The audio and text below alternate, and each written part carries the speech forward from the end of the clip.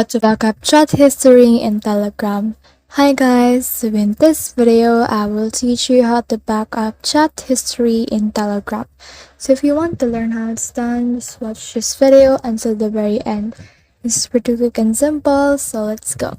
So in order to do that, we just need to head over to Telegram right here, and what you need to do is to just click on these three lines up here, and then from in there you can see all the settings. So click on the settings right here, and from in there just scroll down until you can see this data and storage.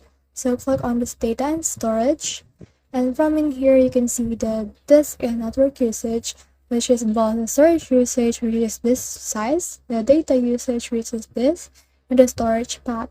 In here you can see the automatic media download. So make sure that this right here, the first option, is turned on, and also the second option, and also the third option. So you can also click on reset right here and click on reset. As you can see, it doesn't change because it is a default media download. So if you click on the first option, you can just change this. So right now it is on medium, so click this to high, and make sure that files right here is turned on and all of this is turned on. Next thing is to click on the second option and also set it to high and all of this turned on. And on the third option right here, set this to high also and turn all of this right here. So that's the whole process. I hope this video helped with the backup chat history in Telegram.